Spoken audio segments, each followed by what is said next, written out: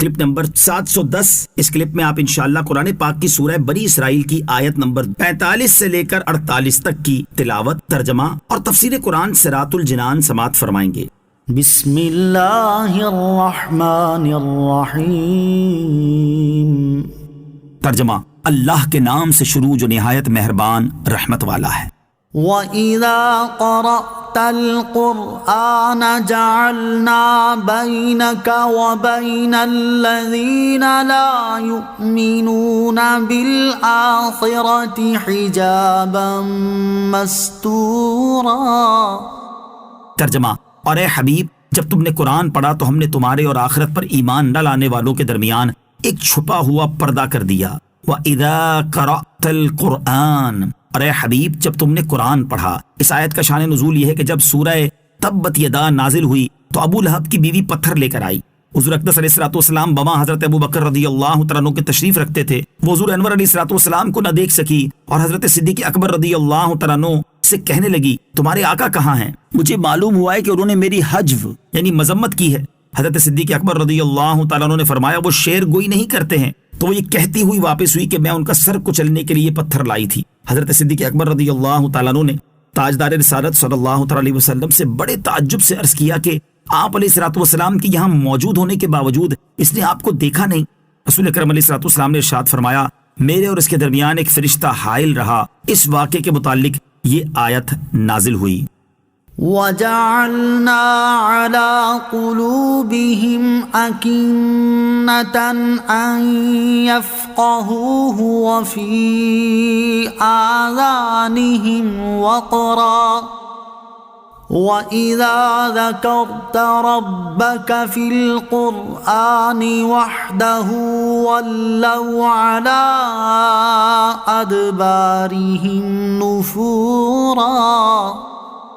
نحن أعلم بما يستمعون به إذ يستمعون إليك وإذ هم نجوى إذ يقول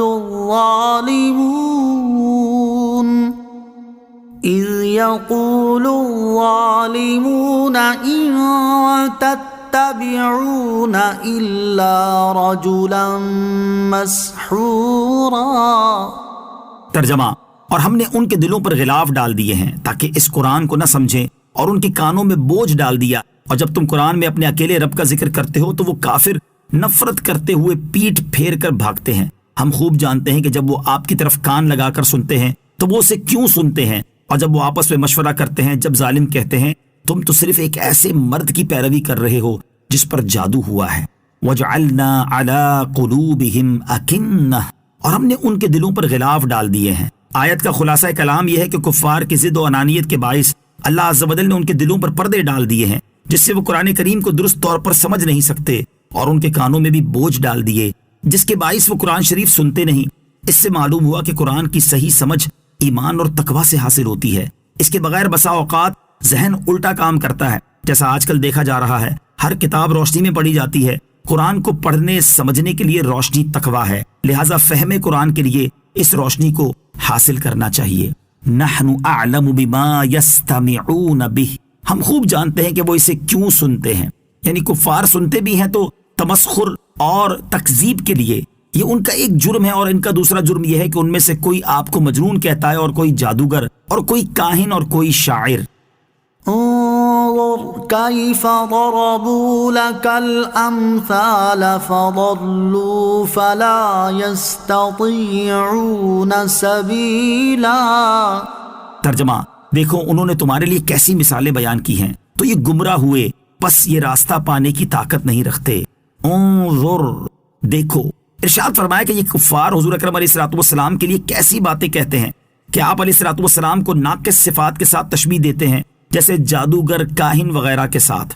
حضور پرنور علیہ الصلوۃ والسلام کی کسی صفت کو کسی گھٹیا چیز کے ساتھ تشبیہ دینا کفر ہے۔ اس سے معلوم ہوا کہ حضور اقدس علیہ الصلوۃ والسلام کو یا آپ کی کسی صفت کو کسی گھٹیا چیز کے ساتھ تشبیہ دینا کفر ہے، جیسے سرکار دو عالم علیہ الصلوۃ والسلام کے علم مبارک کو معاذ اللہ عز و جل کوئی جانوروں کے علم سے تشبیہ دے۔